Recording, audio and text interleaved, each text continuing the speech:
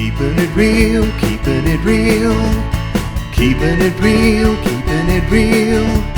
Keeping it real with Reverend Laura.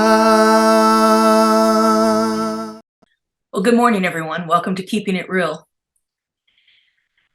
We're talking about creativity right now, and so I thought I would do things a little differently. I wanted to show you some of the things that I've created as I'm speaking today, because what I found in creativity is that every once in a while I have to shake things up. I have to do something a little bit different to spark my creativity.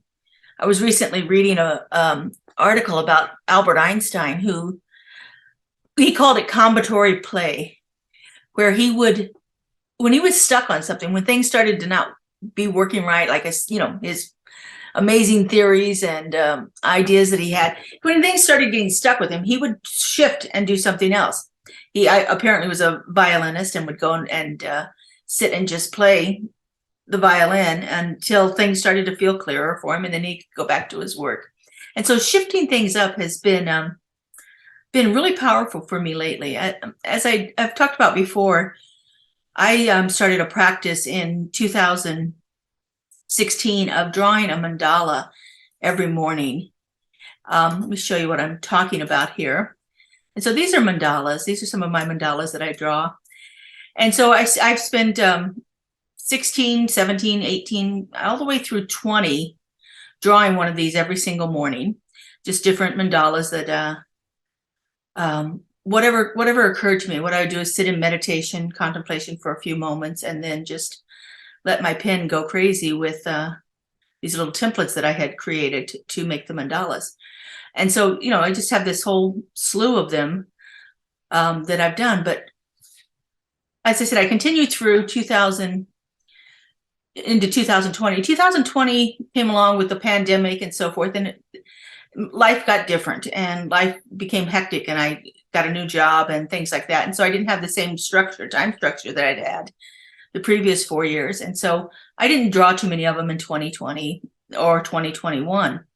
And then 2022 came along, and I recommitted to it and did a mandala every single morning for that. But 2023 came along, and it just wasn't appealing to me. It began to feel almost like it was a chore, and I wasn't feeling as creative with it. They started to look more repetitive to me and things like that. So I knew I needed to shift things up. I needed to change things around. And I started having this strong desire to draw flowers, but not flowers like that actually look like real flowers, but what I call Dr. Seuss flowers. Ones that are, you understand that it's a flower, but it's not a flower that's ever existed before. And so mine have shifted to drawing, mine have shifted to drawing these wonderful little flower gardens, and then individual flowers too. And what this has done is just like, I'm now alive again with it. I now feel that creative flow moving through me much more easily. And I'm looking at all the different ways that I can use these flowers that I've drawn to illustrate other projects that I'm working on, and where I can put them. I've got them on little stickers around my house and things like that. So I'm really enjoying the creative element that's available here. But it didn't happen until I shifted things up, until I gave myself permission to shift, because I had been committed to this practice of drawing the mandalas so much for the last 6 years. And I needed to shift things up in my life a little bit. And it's still a meditative art form. It's still drawing. It's still all of that, which really feeds me, which really gets me connected with spirit in a way that a lot of other things don't. What I find this drawing does is that it occupies my chattering mind to the point that I can actually open up my subconscious to a place of hearing divine guidance and wisdom. And I usually take a question into my process each time that I begin a new project here, a new drawing. I'll take a question into it, and oftentimes this question is like, what do I need to know today?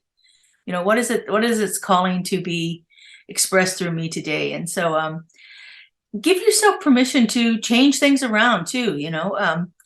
I have a tendency to move from one craft project to another, and it's been fun to do that in my life. But giving myself that permission to shift things around and to allow things to be a little different than what they had been in the past.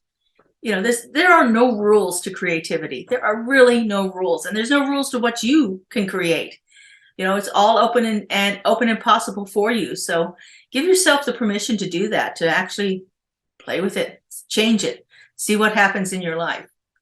Really, truly, creativity has been a wonderful process for me, and opened up so many avenues in my life through the process. So I encourage you to find those creative elements for yourself, and again, it doesn't have to be art. It can be all kinds of things in life. So have a wonderful week, and we will see you again next week on Keeping It Real. Bye-bye, everyone. Keeping it real with Reverend Laura.